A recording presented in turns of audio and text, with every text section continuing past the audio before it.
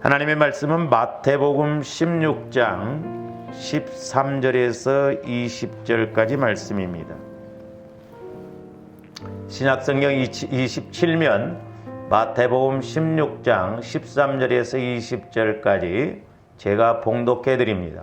예수께서 빌립보 가이사랴 지방에 이르러 제자들에게 물어 이르시되 사람들이 인자를 누구라 하느냐? 이르되 더러는 침례 요한, 더러는 엘리야, 어떤 이는 에레미야나 선지자 중에 하나라 하나이다.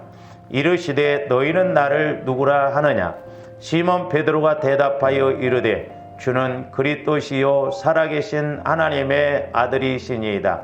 예수께서 대답하여 이르시되 바요나 시몬아, 네가 복이 있도다. 이를 네게 알게 한 이는 혈육이 아니요 하늘에 계신 내 아버지시니라. 또 내가 네게 이르노니 너는 베드로라. 내가 이 반석 위에 내 교회를 세우리니 음부의 권세가 이기지 못하리라. 내가 천국 열쇠를 네게 주리니 네가 땅에서 무엇이든지 매면 하늘에서도 매일 것이요 네가 땅에서 무엇이든지 풀면 하늘에서도 풀리리라 하시고, 이에 제자들에게 경고하사 자기가 그리스도인 것을 아무에게도 이르지 말라 하시니라. 아멘. 오늘은 이제 우리가 코로나라고 하는 그런 전염병 때문에 송구영신 예배를 드리지 못했는데 오늘은 송구 예배만 드립니다. 그리고 이제 내일이 신년도인데 오전에 이렇게 신년 감사 예배를 드릴까 하다가, 사실 어떻게 보면 조화인데 예배를 못 드려서 주님을 못 만나는 건 아니고 우리가 좀 더 기도를 해야 되겠다 해서 오늘 송구 예배만 드리고 내일 새벽 기도회, 또 내일 심야 기도회가 있습니다. 여러분들이 무엇보다도 주님을 만나는 그런 시간들이 되시기를 바랍니다. 그래서 이제 오늘 제목은 신앙 고백만이 새로운 것이다. 다시 말씀드리면 우리가 예수 그리스도를 믿고 주님을 만나서 고백하는 것만이 우리 삶을, 우리의 믿음을 새롭게 할 수 있다라고 하는 것입니다.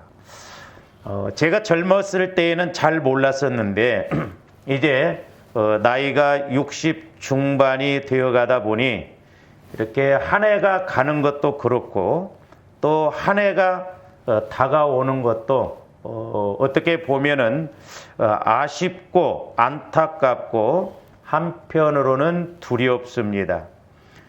그래서 이제는 새해가 와도 별로 느낌이 없습니다. 그리고 이렇게 또 한 해가 다 가도 별로 느낌이 없습니다. 그러면 왜 그러냐? 살 날이 자꾸 짧아져서 그러느냐? 그런 것에는 어느 정도 저는 초월을 했습니다. 목회자로서 또 예수 하나님을 믿는 자로서 다만 두 가지 측면에서 늘 안타깝고 아쉽고 두려운 것이 있습니다. 그 첫 번째는 뭐냐면 앞으로 이렇게 살아온 날보다는 살 날이 훨씬 짧음에도 불구하고 세월만 낭비하는 것이 아닌가 하는 그것이 안타깝고 두렵고요. 그 다음에 두 번째로는 이제 언젠가는 저도 하나님 앞에 서야 할 날이 분명히 올 텐데 과연 제가 하나님 앞에 섰을 때 하나님으로부터 잘했다 칭찬 들을 수 있는 것을 내가 해 놓았는가 하는 것입니다.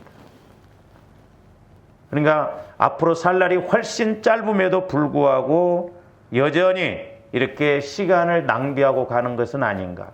또 하나는 하나님 앞에 섰을 때 과연 칭찬 들을 수 있는 그런 일들을 내가 해 놓았는가 하는 측면에서 이 두 가지가 안타깝고 아쉽습니다. 그래서 제가 이렇게 기도하면서 성령 하나님을 통해서 깨닫게 되는 것 두 가지가 또 있는데, 저와 여러분들이 이렇게 연말 연시라고 해서 알아야 하는 것이 아니라 항상 평상시에도 우리가 두 가지를 속지 말고 가야겠다라고 하는 것입니다. 그 첫째는 뭐냐면 육신의 나에게 속지 말아야 합니다. 안 그런 것 같은데 저와 여러분들이 전지전능한 하나님을 믿노라 하면서도 육신의 나에게 우리가 속고 가는 일이 너무나 많다라고 하는 것입니다. 그래서 사도 바울은 이 부분을 통해서 역설적으로 말씀하고 있는데 우리가 고린도전서 15장 30절에서 34절 봅니다. 또 어찌하여 우리가 언제나 위험을 무릅쓰리요. 형제들아 내가 그리스도 예수 우리 주 안에서 가진 바 너희에 대한 나의 자랑을 두고 단언하노니 나는 날마다 죽노라 그랬습니다. 사도 바울이 뭐가 부족해서 미련해서 저런 고백을 했을까요? 나는 자랑을 두고 단언하노니 날마다 나는 죽노라고 했습니다. 사도 바울은 영적 세계와 이 육신의 세계를 너무너무 잘 알았기 때문에 로마서에서도 육신적인 것에 대해서 말씀을 많이 했죠. 너희가 육신대로 살면 반드시 죽을 것이라고 했습니다. 그래서 사도 바울은 날마다 나에 대해서 이렇게 죽노라. 그것이 자랑이다라고 이렇게 고백하고 있습니다. 계속 봅니다. 내가 사람의 방법으로 에베소에서 맹수와 더불어 싸웠다면 내게 무슨 유익이 있으리요? 그렇죠? 사도 바울이 자기가 사람의 방법으로 이렇게 맹수와 같은 사람들 또한 공격하는 사람들과 싸웠다고 한다면 무슨 유익이 있겠냐는 것입니다. 죽은 자가 다시 살아나지 못한다면 내일 죽을 터이니 먹고 마시자 하리라. 그러니까 뭐 내일 모레 죽는다고 해서 그렇게 된다고 살아난다고 한다면 그냥 먹고 마시고 죽는 것 그게 아니다 이 말이죠. 분명히 죽음 이후에 심판이 있고 상급이 있다라고 하는 것입니다. 그래서 33절에 보니까 속지 말라. 악한 동무들은 선한 행실을 더럽히 나니. 34절 봅니다. 깨어 의를 행하고 죄를 짓지 말라. 하나님을 알지 못하는 자가 있기로 내가 너희를 부끄럽게 하기 위하여 말하노라. 예수를 믿노라 하면서도 오늘날도 저와 여러분들이 하나님을 영적으로 인격적으로 사실적으로 알지 못한다고 한다면 우리도 백발백중 육신의 생각을 따라서 환경을 따라서 결국 속고 갈 수밖에 없다라고 하는 것이죠. 그러므로 조함들이 언제나 내가 육신적인 나에게 속지 말아야 한다는 것을 아셔야 되겠고, 두 번째로는 우리가 세월에 속지 말아야 합니다. 시간, 즉 세월이 지나면 세월이 여러분들을 절대 변화시켜 주지 못합니다. 옛날에 저도 처음에 목회할 때 목사님들에게 그런 소리를 들었습니다. 이 목사 다 때가 있어 기다려 이렇게 말씀하시면서 위로를 받았던 적이 있습니다. 물론 이 말이 맞는 말이지만 어떻게 보면 나중에 제가 깨닫게 된 것이 이것처럼 위험스럽고 속는 말이 될 수도 있구나라고 하는 것입니다. 농부가 씨를 뿌리지 않고 가을의 때를 기다리는 것은 어리석은 짓입니다. 우리가 신앙생활도 마찬가지입니다. 저는 그래서 신앙생활하는 것 생물이라고 봅니다. 농사 짓는 것과 똑같습니다. 우리가 씨를 뿌리지 않고 가을을 기대하면 그것처럼 어리석은 것이 없습니다. 우리가 무조건 때만 기다린다고 해서 되는 것이 아닙니다. 그러므로 저와 여러분들이 무조건 시간 지나가기만 기다리고 세월만 보내서는 안 되겠고, 우리는 세월에 끌려가지 말고 시간에 끌려가지 말고 우리는 살아있는 고기처럼 그 시간 속에서 하나님이 함께 하시는 그 은혜를 체험하고 나가야 될 줄로 믿습니다. 그래서 저와 여러분들에게 주어진 때를 놓치면 안 됩니다. 그래서 에베소서 5장 15절에서 18절에서는 뭐라고 그랬느냐? 그런즉 너희가 어떻게 행할지를 자세히 주의하여 지혜 없는 자 같이 말고 오직 지혜 있는 자 같이 하여 그랬죠. 무슨 말이냐면 저와 여러분들이 신앙생활을 또 우리 인생을 어떻게 살아갈 것인가, 성령 하나님께서 주시는 지혜를 통해서 자세히 알으라고 하는 것입니다. 사실 저도 목회를 해보면서도 느끼는 게 뭐냐면 성령의 지혜의 말씀, 성령의 지식의 말씀이 없으면 우리가 아무리 아는 것 같지만 알 수도 없고 할 수도 없다라고 하는 것입니다. 그러므로 저와 여러분들이 날마다 성령의 지혜를 통해서 자세히 볼 줄 알고 분별할 줄 아는 저와 여러분들이 되어야 되겠습니다. 그러면서 16절에 보면 뭐라고 했습니까? 세월을 아끼라, 때가 악하니라 그랬습니다. 세월을 아끼라. 저 말은 다른 말로 말하면 기회를 잡으라 그럽니다. 기회를 잡으라. 때가 너무나 악합니다. 마귀도 자기 때가 가까우므로 우는 사자와 같이 두루 삼킬 자를 찾고 있고, 어찌하든가 저와 여러분들이 좀 은혜 받고 복 받고 쓰임 받으려고 하면 마귀도 벌떼처럼 공격한다는 것을 알아야 됩니다. 그래서 세월을 아끼라 저 말은 기회를 잡으라는 것입니다. 제가 그래서 늘 강조합니다만 때는 하나님이 주시고 기회는 우리가 잡아야 된다라고 하는 것입니다. 봄이라고 하는 때를 주시면 우리는 씨를 뿌릴 기회를 잡아야 되겠고, 가을이라고 하는 때를 주시면 우리는 거둬들이는 그런 기회를 잡아야 됩니다. 그래서 때와 기회는 하나님과 내가 언제나 같이 가질 때 이 때와 기회가 하나가 되어져서 하나님께는 영광이요 우리에게는 은혜가 되는 그런 시간들이 되어진다라고 하는 것입니다. 그 다음에 계속 봅니다. 그러므로 어리석은 자가 되지 말고, 제가 말씀드렸죠. 잠언서에 보면 네 가지 저주가 나오는 것 중에 하나가 어리석은 자입니다. 어리석은 자, 미련한 자, 무지한 자, 교만한 자가 영적인 4대 저주더라고요. 우리가 신앙생활하면서 어리석은 자가 되면 안 됩니다. 우리는 아까 15절에서 말씀하신 것처럼 지혜 있는 자가 되어야 될 줄로 믿습니다. 그래서 어리석은 자가 되지 말고 오직 주의 뜻이 무엇인가 이해하라 그랬습니다. 그래서 뜻이라고 하는 것도 때로는 짧은 시간의 뜻도 있지만 긴 측면에서 뜻도 있습니다. 하나님께서는 분명 오늘 저와 여러분들에게 말씀하신 뜻이 있으시고 또한 긴 암묵적인 측면에서 뜻이 있습니다. 그래서 우리가 이 뜻을 알고 나갈 때 우리 인생이 날마다 새로워질 줄로 믿습니다.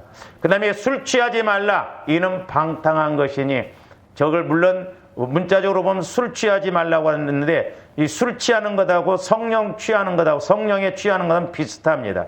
그러나 우리가 적용적인 측면에서 보면 저와 여러분들이 세상 것에 취하면 안 됩니다. 세상 따라가면 안 됩니다. 우리는 오직 성령의 충만함을 받아야 될 줄로 믿습니다. 다른 것 없습니다. 오직 성령으로. 나중에 말씀드리겠습니다마는 성경에서 말씀하시는 새 것이 무엇인가? 이 세상에 해 아래 새 것은 하나도 없고 오직 한 가지만 새 것인 것임을 우리는 성경을 통해서 알 수가 있습니다. 우리가 이 두 가지를 깨닫지 못하고 분별하지 못하면 오늘 이 시간 저와 여러분이 드리는 송구 예배도 자칫 속을 수도 있습니다. 왜냐하면 하나님을 만나지 못하고 드리는 예배는 하나님께서 받지 않으시기 때문에 그렇습니다. 성령께서도 저에게 깨닫게 해주시는 말씀이 뭐냐면 너희가 예배를 많이 못 드려서 은혜를 못 받냐? 그게 아니라는 거예요. 저와 여러분들이 하나님을 만나야 된다는 것이죠. 그래서 저와 여러분들이 날마다 하나님을 만나는 데 초점을 맞추고 내가 어떻게 하나님을 만날 수 있는가 그 방법을 알아가야 될 줄로 믿습니다. 저와 여러분들이 송구영신 예배를 몇 번 들으셨습니까? 우리는 많이 드렸습니다. 그러나 우리가 하나님을 만나지 못한다고 한다면, 예수님을 믿는다고 하면서도 하나님을 만나지 못하고 믿는다고 한다면 우리들도 이스라엘 백성들과 다를 바 없습니다. 우리가 속고 가는 것입니다. 우리가 오해하지 말아야 됩니다. 그래서 무엇보다도 우리가 예수님을 만나는 데 초점을 맞춰야 될 줄 믿습니다. 자, 이스라엘 백성들이 하나님을 못 만나고 믿을 때 그 현상이 우리 하나님이 뭐라고 그랬느냐? 이사야서 1장 10절에서 15절 봅니다. 너희 소돔의 관원들아 여호와의 말씀을 들을지어다. 너희 고모라의 백성아 우리 하나님의 법에 귀를 기울일지어다. 지금 저건 이스라엘 백성들을 두고 하시는 말씀입니다. 여호와께서 말씀하시되 너희의 무수한 재물이 내게 무엇이 유익하냐. 이스라엘 백성들은 엄청난 재물을 갖다 드리면서 제사를 드렸습니다. 근데 우리 하나님께서는 그게 내게 무슨 유익이 있냐는 거죠. 나는 순양의 번제와 살찐 짐승의 기름에 배불렀고, 또 이스라엘 백성들이 그냥 재물만 갖다 이렇게 그냥 바치고 하나님과의 관계는 안 맺으니까, 그리고 그들의 삶 속에 하나님을 믿는 그런 삶이 없으니까 아주 내 재물에 배불렀다는 거죠. 더 이상 내가 그걸로 인해서 내가 일하고 싶지 않다는 거예요. 나는 숫송아지나 어린 양이나 순념소의 피를 기뻐하지 아니하노라. 계속 봅니다.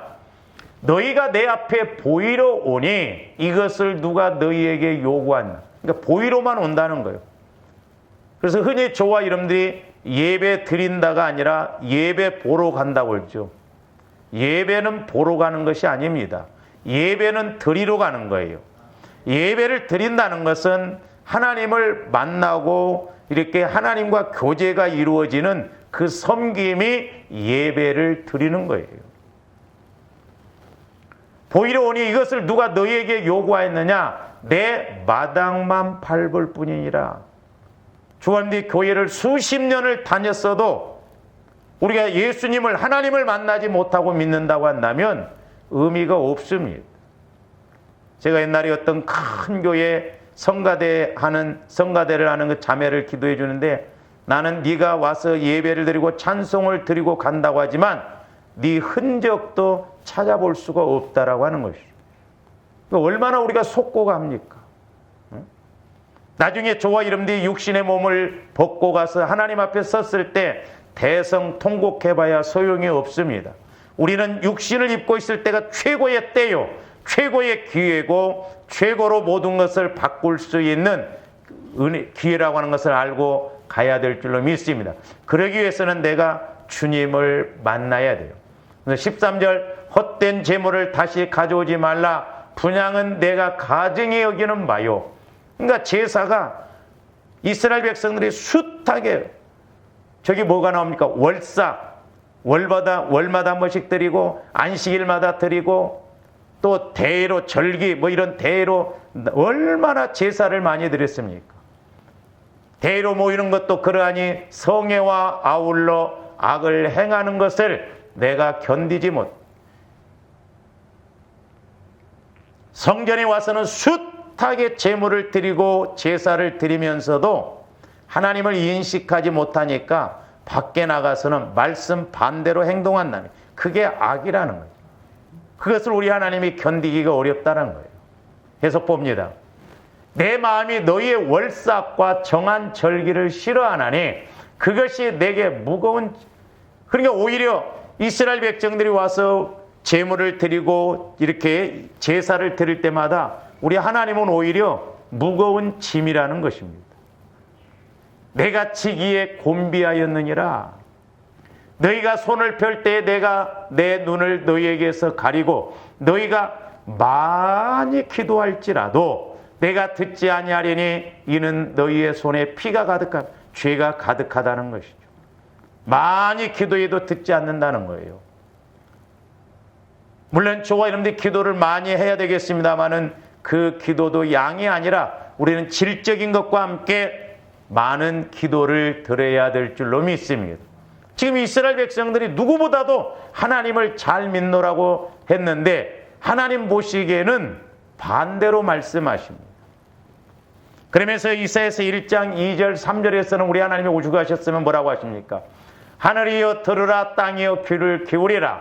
여호와께서 말씀하시기를 내가 자식을 양육하였거늘 그들이 나를 거역하였도다. 이스라엘 백성들을 양육을 했는데 오히려 이스라엘 백성들이 하나님을 지금 모르고 오히려 믿는다 하면서 하나님을 거역하고 있다는 것이죠. 그래서 3절 짐승인 이제 소는 그 임자를 알고 나귀는 그 주인의 구유를 알건만은 이스라엘은 알지 못하고 나의 백성은 깨닫지 못하는도다 하셨도다. 그러니까 오죽하셨으면 우리 하나님도 하늘 위에 좀 들으라고 한 겁니다. 그렇게 선지자들을 보내서 말씀하시고 인도를 해도 도대체 도무지 듣지를 않고 하나님을 따르지 않고 있으니 우리 하나님이 얼마나 폭폭하실까. 오늘날도 다를 바 없습니다. 인간의 속성은 이스라엘 백성들이나 오늘날 저와 여러분들도 동일합니다. 그러므로 우리는 무엇보다도 주님을 만나는 신앙 고백이 이루어지는 그런 믿음 생활이 되어져야 될 줄로 믿습니다. 한번 저와 여러분들이 생각해 보시기를 바랍니다. 작년에도 과거에도 오늘 이때에 마음먹었던 것 똑같지 않았는가? 우리가 12월 31일이 되면 막 회개도 해보고 다짐도 해보고 내년에는 내가 이렇게 살아가야지 이렇게 살아가야지 하는데 12월 31일 날 가면 작년과 똑같은 오늘이고 또 오늘과 똑같은 내년이 될 수밖에 없다라고 하는 것입니다. 그러므로 우리는 분명히 마음을 새롭게 해야 될 줄로 믿습니다. 사실 그래서 정확히 말씀드리면 저와 여러분들이 하나님을 만나지 못하고 2020년을 보낸다고 한다면 그것도 의미가 없고 설령 2021년 새해 12달이 우리에게 온다 할지라도 그것은 명칭만 새해지 새해가 될 수가 없습니다. 성경에서 보면 해 아래서 모든 것은 새 것이 없다고 하였습니다. 사실 새 것이 없어요. 내년도 새 것인 것 같지만 똑같이 돌아가는 시간 속에서 다시 반복되어지는 것입니다. 그래서 전도서 1장 8절에서 11절에는 뭐라고 그랬느냐? 모든 만물이 피곤하다는 것을 사람이 말로 다 말할 수는 없나니 눈은 보아도 족함이 없고 귀는 들어도 가득 차지 않은.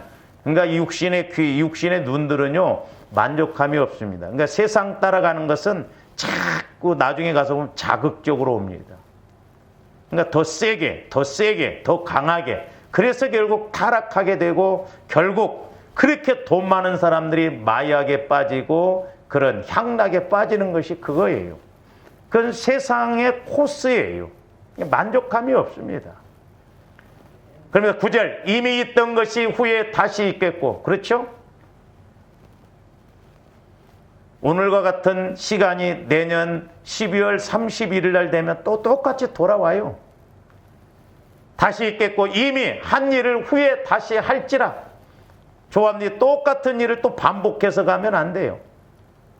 그래서 해 아래에는 새 것이 없나니 계속 봅니다. 무엇을 가리켜 이르기를 보라 이것이 새 것이라 할 것이 있으랴. 우리가 있기 오래전 세대들에게도 이미 그러니까 우리 조상들도 다 이렇게 살았다 이 말이죠.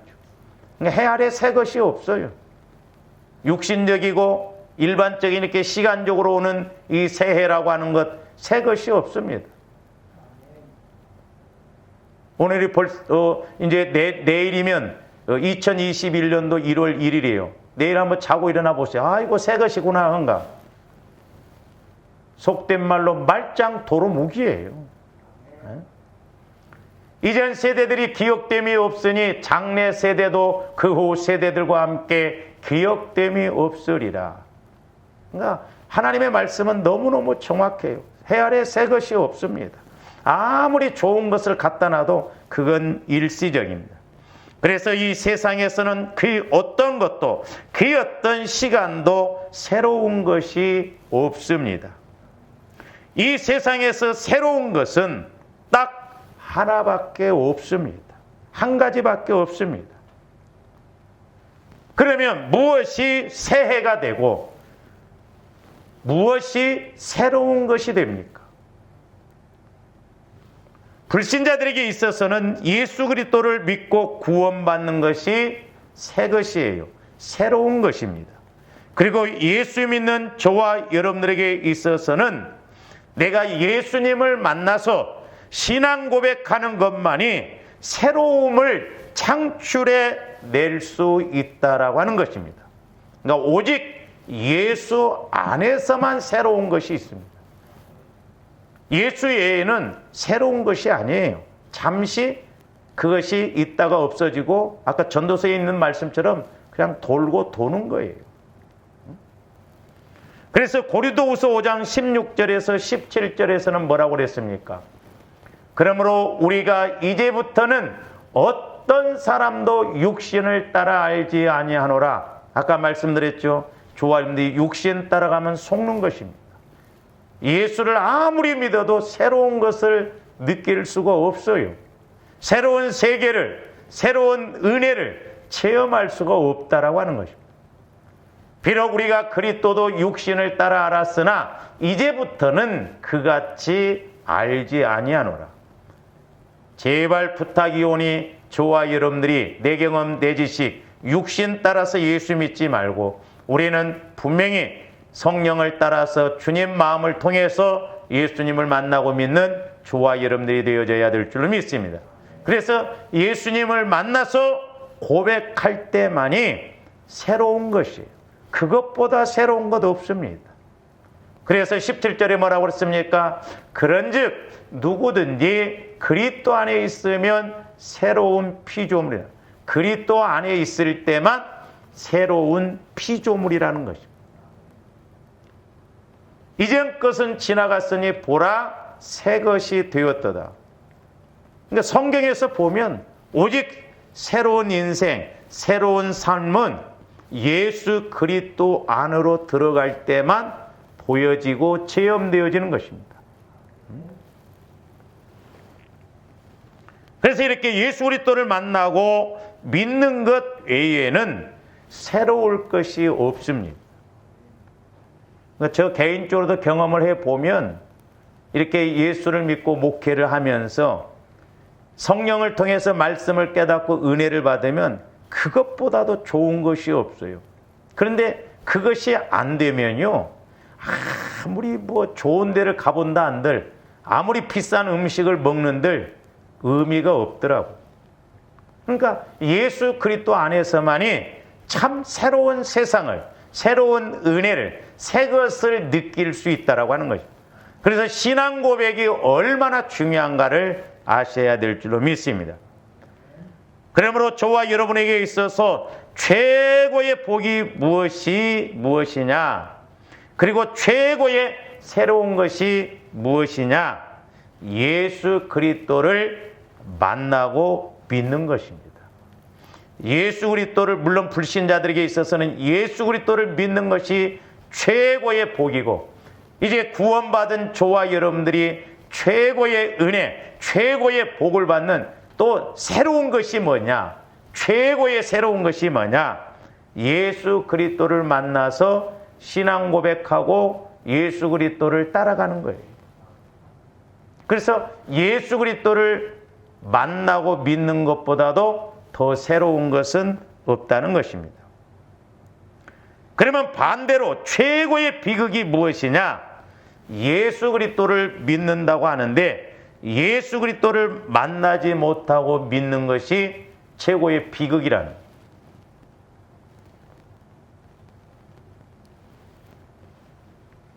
예를 들어서 제가 여러분들에게 하나님께서 주시는 말씀을 가지고 최고의 설교를 한다고 해도 여러분이 그 설교를 듣고 예수 그리스도를 만나지 못한다고 한다면 울리는 꽹과리예요. 아무 유익이 없는 것입니다. 제가 아무리 뭐 최고의 설교를 한다 하더라도 저와 여러분들 예수 그리스도를 못 만나고 들으면 그건 아무런 의미가 없어요. 그러니까 핵심은 예수 그리스도를 만나는 것밖에 핵심이 없어요. 다른 길이 없습니다. 다른 새로운 것이 없습니다. 그래서 모든 그 어떤 문제가 있다 할지라도 예수 그리스도를 만나면 사실 그 문제가 상황 끝입니다. 왜? 새로움 되신 예수님이 모든 것을 해결해 주시기 때문에 그렇습니다. 사실 제가 오늘 이 본문을 잡고 이렇게 송구 예배를 드리고자 어떤 설교를 할까 이렇게 고민을 하면서 한 일주일간을 계속 생각하고 묵상을 했었거든요. 제가 해보니까 이 절기 설교나 이런 송구 예배, 송구 영신 예배 이게 제일 좀 어려워요. 왜냐하면 매년 반복되어지다 보니까 오래 하다 보면 어떤 면에서는 어디 본문을 가지고 설교를 해야 할까 고민이 많거든요. 그래서 이렇게 계속 묵상을 하고 기도를 해도 마땅히 떠오르지가 않았었어요.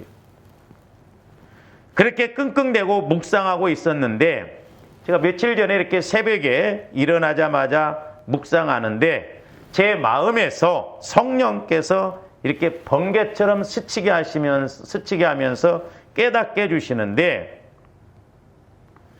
예수 그리스도를 만나서 신앙 고백하도록 하게 하는 설교를 하라는 것이죠. 그러면서 조금 전에도 말씀을 드렸습니다만 너희가 나를 못 만나고 예수 믿는 것처럼 큰 비극이 없다는 거예요. 그래서 제가 새벽에 기도하면서 반문을 했습니다. 제가 그래도 좀 이렇게 예수 그리스도를 만나도록 하기 위해서 계속 요즘 그런 설교를 하지 않습니까? 그래서 제가 하나님, 성령 하나님, 제가 요즘에 평상시에 이런 설교를 많이 하지 않습니까? 이렇게 질문을 했어요. 이때 또 제 마음에 깨달음이 오는데 그것에 대해서는 네가 잘하는 것이다는 거예요. 그것에 대해서는 칭찬을 하시더라고요. 제가 위로를 받았어요. 저는 계속 똑같은 어떤 면에서는 그 예수 만나는 그 반복적인 설교를 했기 때문에 뭔가 좀 다른 설교를 좀 하고 싶었을 거예요.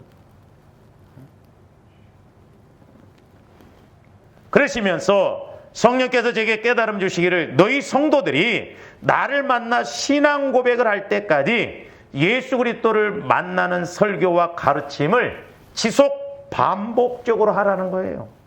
그리고 그것에 대해서 계속 가르치라는 거예요. 그러시면서 이제 예화를 이렇게 비유적으로 하나 깨닫게 해주시는데, 여러분들이 그 자동차 면허를 따고 이렇게 이제 처음에 운전 연습을 할 때 어떤 걸 배웠습니까? 운전면허 따고 난 다음에 막 복잡한 거 배웁니까? 몇 가지 안 배워요. 브레이크 밟는 것. 예? 제가 운전면허를 따고 제일 이렇게 실제 운전을 보면서 제일 어려운 게 뭐냐면 백밀러를 못 보겠더라고요. 백밀러를. 지금이야 뭐 때로는 운전대도 놓고 그냥 뭐 이렇게 뭐 자유자재로 보는데, 그때 운전 처음 할 때는 제일 어려운 것이 브레이크 밟는 것하고 백밀러를 못 보겠어요. 그래서 저는 해보니까 고속도로 가니까 차라리 낫겠더라고. 왜? 뒤에 볼 것 없이 앞만 보고 가니까. 제가 그래서 처음에 이렇게 서울서 운전하는 사람들 보고 놀랬거든요. 어쩌면 그렇게 10cm도 안 되게 탁탁 갖다 붙이는가. 무식하면 용감하다고, 제가 한 번은 봉고차를 끌고 우리 성도들하고 이렇게 구역 예배를 갔다가 오르막길이 있는데, 저는 그때 상식으로 단수를 기아를 높이 올리면, 그때는 이제 수동이었거든요. 팍 올라챌 줄 알았어. 근데 오르막길에서 차가 안 올라가는 거예요. 차를 세워놓고 다들 놀래가지고 다른 사람을 불러갖고 제가 사는 때 보니까 1단에도 놓고 올라가더라고요. 처음에 제가 운전할 때는 브레이크 이렇게 중간에다 놨습니다. 그랬더니 목사님이, 왜 목사님은 그 중간에다 놓고 브레이크를 밟고 위험하다는 거예요. 기아를 놓고 브레이크를 밟으면 안 되는 줄 알았어요. 하여튼 무시겠어요. 근데 제가 처음에 운전할 때 제일 어려운 게 백밀러 보는 거, 이런 거. 그 몇 가지 안 되는데, 그 다른 거 막 또 복잡한 거 배웁니까? 아니거든요. 지금은 쉬운데 그때는 왜 이렇게 어려웠는지. 그 비유를 깨닫게 해주시면서 성령께서도 나 만나는 것 간단하지 않냐? 지속 반복적으로 될 때까지, 너희 성도들이 나를 만날 때까지 계속 반복해서 설교하는 거예요. 그게 잘하는 것이라는 거예요. 여러분들은 조금만 내용만 똑같아도 귀로 듣고는 아이고 저 들었는데, 어떤 목사님이 사랑에 대해서 설교를 몇 달을 했대요. 그때 성도가 어떤 분이, 목사님 왜 매주 그렇게 사랑 설교만 합니까? 목사님이 설교 들은 만큼 사랑합니까? 안 그래서 그렇다고 하더래요.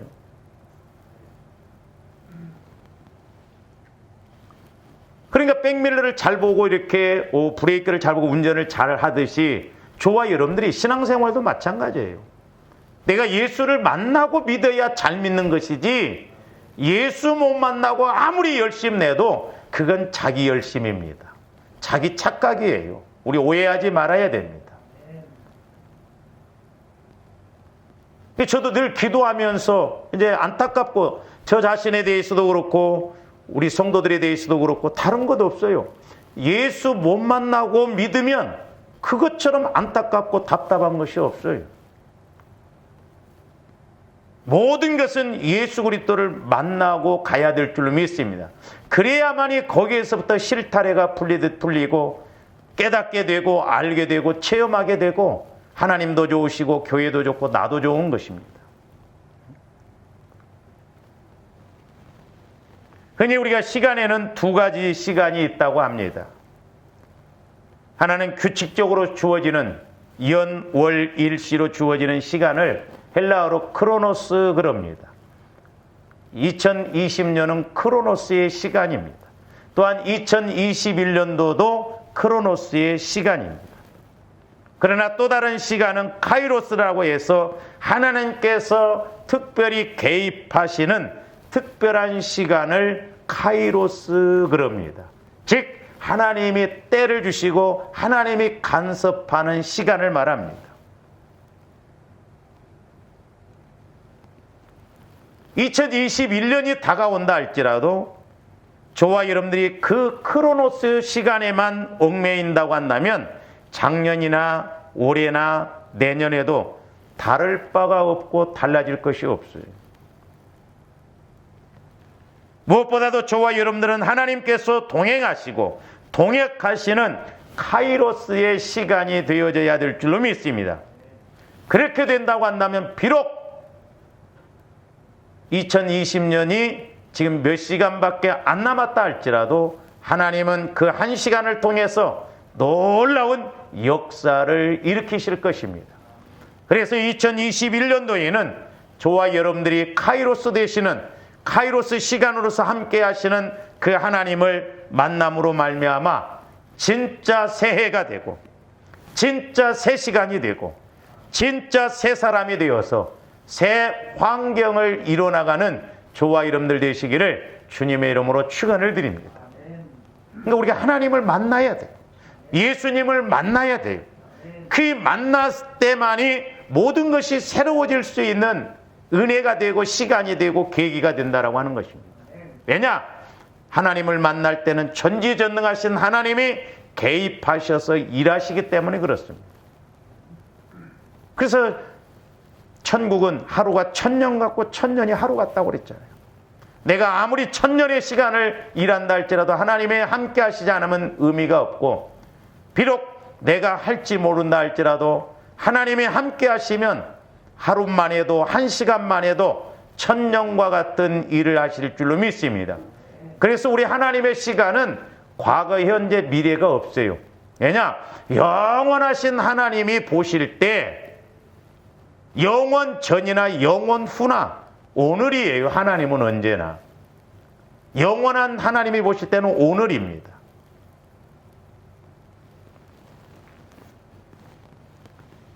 그래서 저와 여러분들이 2021년도를 맞이함에 있어서 올해처럼 예를 들어서 내가 주님을 못 만나고 믿는다고 한다면 의미 없어요. 그러나 2021년도에 내가 주님을 만나는 그런 시간이 된다고 한다면, 주님이 개입하시는 시간이 된다고 한다면 그 시간은, 그 역사는 엄청나다라고 하는 것을 아셔야 될 줄로 믿습니다. 그래서 마태복음 9장 17절에 보면 뭐라고 했습니까? 새 포도주는 새 부대에 담아야 된다는 거예요. 그래야 안 터진다는 거예요. 둘 다. 잘 보세요. 새 포도주를 낡은 가죽 부대에 넣지 아니하나니 그렇게 하면 부대가 터져 포도주도 쏟아지고 부대도 버리게 됨이라. 새 포도주는 새 부대에 넣어야 둘이 다 보존되느니라 그랬어요. 이게 뭔 말이에요? 하나님의 말씀은 새로운 것입니다. 그러려면 조합니 새 언약, 새 말씀은 새 마음에다, 새 부대에다 담아야 돼요. 그래야 둘 다 안 터지고 하나님도 좋으시고 나도 좋은 것이거든요. 그래서 성경에 보니까 새로운 것이라고 하는 그 단어들이 제법 많이 나옵니다. 그러면 성경에서 말씀하신 것이 새 것이라고 했는데, 자, 성경에서 말씀하시는 새로운 것이 무엇인가? 오늘 그래서 말씀을 다 못 드리겠습니다만은 오늘 말씀을 드리고 내일 금요일 날 저녁에 이어서 좀 말씀을 상고하고자 합니다. 첫 번째로는 예수 그리스도의 피가 새로운 것이에요. 오직 예수 그리스도의 피가 새로운 것이다. 자, 히브리서 10장 19절에서 22절 봅니다. 그러므로 형제들아, 우리가 예수의 피를 힘입어 성소에 들어갈 담력을 얻었나니, 이제 저와 여러분들이 구약 때처럼 성막에 들어가는 것이 아니라 우리 마음이 성소라고 그랬어요. 그러니까 예수 그리스도의 피를 계속 의지하면 내 마음이 주님 마음으로 바뀌어지는 성소가 되는 그런 담력, 은혜가 주어진다라고 하는 거죠. 20절 보니까 그 길은 우리를 위하여 휘장 가운데로 열어놓으신 새로운 살 길이라고 해요. 새로운 살 길. 저와 여러분들이 늘 새로운 삶이 되어지기를 원합니까? 새로운 길을 가기를 원합니까?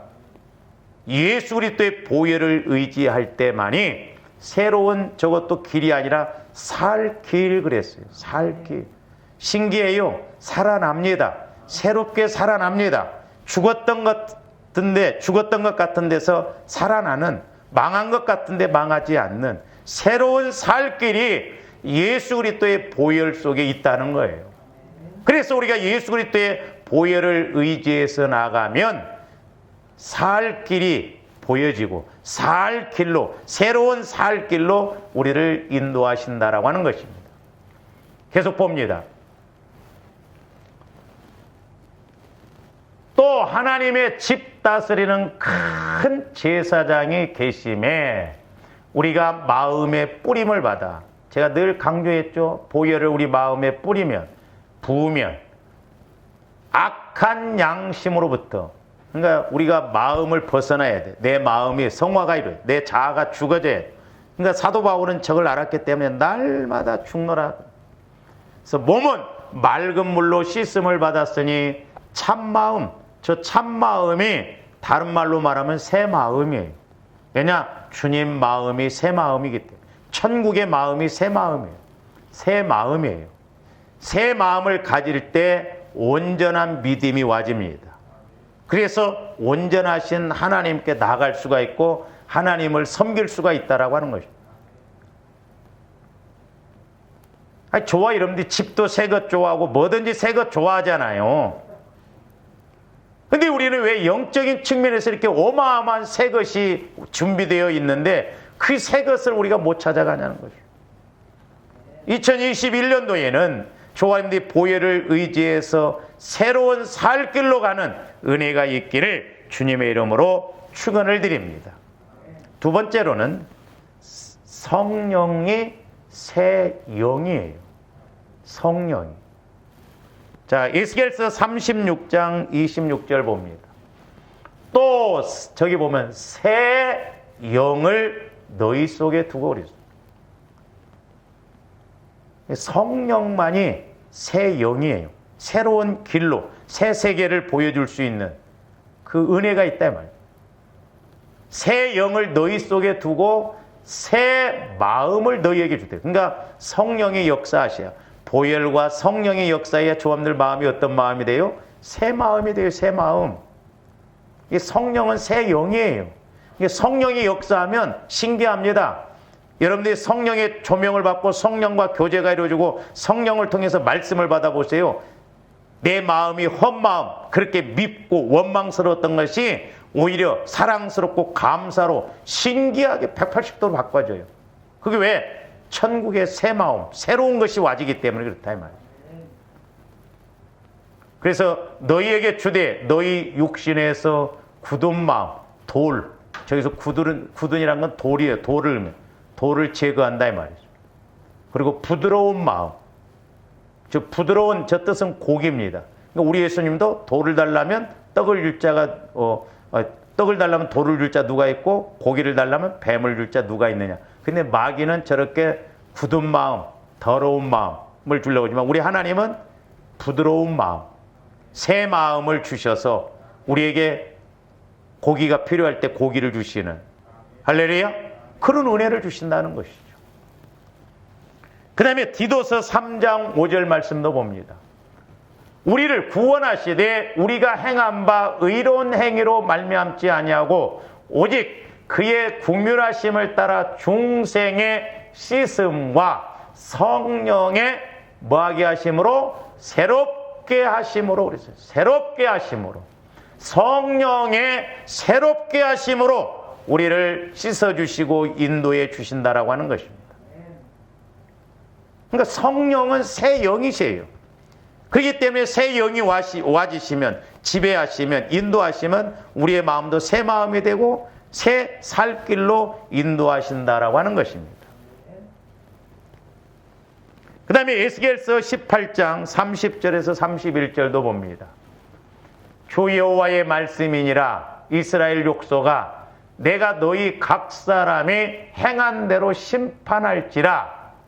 행한 대로 심판한 날 너희는 돌이켜 회개하고 모든 죄에서 떠날지어다. 그리한즉 그것이 너희에게 죄악의 걸림돌이, 그러니까 회개하고 이렇게 떠나라는 거예요. 그래야 걸림돌이 안 되고 심판이 와지지 않는다는 거예요. 그래서 31절이 뭐라고 그랬습니까? 너희는 너희가 범한 모든 죄악을 버리고 마음과 영을 어떻게 하라? 새롭게 하라. 새롭게 하라. 마음과 영을. 그러니까 마음은 주님 마음으로 바꾸고 영을 새롭게 하라는 건 마귀도 영이잖아요. 더러운 영입니다. 죄짓게 하는 영, 죽이게 하는 영이에요. 이 귀신처럼 더러운 것이 없습니다. 저는 그걸 체험해 봤어요. 옛날에 그 귀신 들린 사람 집에 가면 막 그렇게 침이 나오고 귀신 쫓으면서 제가 휴지통을, 그 휴지를 한 통을 다 버린 적이 있었어요. 똥물이 넘어오더라고요, 나중에는. 그러니까 영적으로 보면 마귀가, 귀신이 얼마나 더러운지 몰라요. 그런 더러운 곳에서 깨끗게 하시고 새롭게 하시는 성령님. 그래서 사람도 보면요, 저한테 막 이렇게 성기를 부리고 막 자꾸 막 인간의 생각 이런 걸 갖고 있으면요, 신기해요. 영적으로 더럽게 보입니다. 옆에 가기 싫어요. 막 누더기 거친 것처럼 그렇습니다. 그러니까 우리가 보혈과 성령을 통해서 우리가 늘 새로워져야 될 줄로 믿습니다. 그때 새 마음, 새 생각, 그렇게 돼서 깔끔하게 깨끗해지거든요. 그래서 조합인데 영적으로 깨끗해져야 돼요. 새롭게 하라는 거예요. 이스라엘 족속아, 너희가 어찌하여 죽고자 하느냐. 그러니까 마음과 영이 새롭게 되지 아니하면 심판받을 수밖에 없어요. 그 다음에 세 번째로는 말씀이 새 언약입니다. 그러니까 우리가 거룩도 똑같다고 그랬잖아요. 하나님도 거룩하시고 말씀으로 예수님 보혈과 예수님 이름이 거룩하고 성령도 거룩하다라고 했잖아요. 근데 똑같아요. 새로운 것도 예수님 피가 새롭게 하고 성령이 새롭게 하고 말씀이 또 새 언약이라고 그랬어요. 자, 히브리서 9장 15절 봅니다. 이로 말미암아 그는 새 언약의 중보자시. 예수님은 새 언약의 중보자시라. 이는 첫 언약 때 범한 죄에서 속량하려고 주구사 부르심을 입은 자로 하여금 영원한 기업의 약속을. 그러니까 새 언약은 영원한 기업을 약속으로 받아요. 할렐루야. 그러니까 하나님은 얼마나 우리에게 어마어마한 은혜를 주셨는가. 그 다음에 히브리서 12장 24절도 봅니다. 새 언약의 중보자이신 예수의 피, 아벨의 피보다 더 나은 것을 말하는 뿌린 피니라. 그러니까 피는 성령과도 연결되어 있고 말씀과도 연결되어 있어요. 새로운 것으로. 새 언약의 중보자시라는 것이 우리 예수님. 그 다음에 에스겔서 36장 27절도 봅니다. 또 내 영을 너희 속에 두어 너희로 내 율례를 행하게 하리니 너희가 내 규례를 지켜 행할지라. 그러니까 성령을 통해서 내 율례, 하나님의 말씀, 새 언약, 이것을 우리가 행하게 하고 또한 지키게 하고 그 말씀을 통해서 은혜 받게 하신다라고 하는 것입니다. 그래서 예수 그리스도의 피가 새로운 길이고 성령이 새 영이시고 말씀이 새 언약, 이 세 가지가 우리 안에 와서 역사하실 때 이제 저와 여러분들이 어떻게 되어지는가? 분명히 좋은 것이, 새로운 것이 와졌으면 새로워져야 되잖아요. 할렐루야. 새로워져야 새 술은 새 부대에 담듯이 예수님도 함께 일하셔요. 이 부분에 대해서는 내일 저녁에 좀 이렇게 상고하도록 하겠습니다. 기도하십시오. 사랑의 아버지 하나님, 감사를 드립니다. 우리는 육신의 생각을 가지고 새해가 돌아오면 뭔가 좀 나아질련가, 또한 기대를 갖고 나가지만 동일하게 다를 바 없이 반복되어지는 것을 보게 됩니다.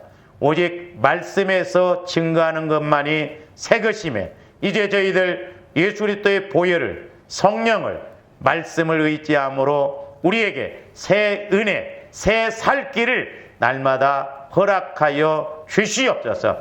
그래서 저희들 이제 새로운 언약 가운데 새로운 세계를 알게 하시는 하나님을 만나기에 부족함이 없게 하여 주시고, 주님, 이제 2021년도에는 이제 날마다 새 마음, 새 믿음이 되어져서 변화가 있게 하여 주시고, 아버지 하나님 열매 맺게 하여 주시옵소서. 감사와 영광을 돌리오며 우리의 모든 것 되시고 새 것 되시는 예수 그리스도의 이름으로 기도하옵나이다. 아멘.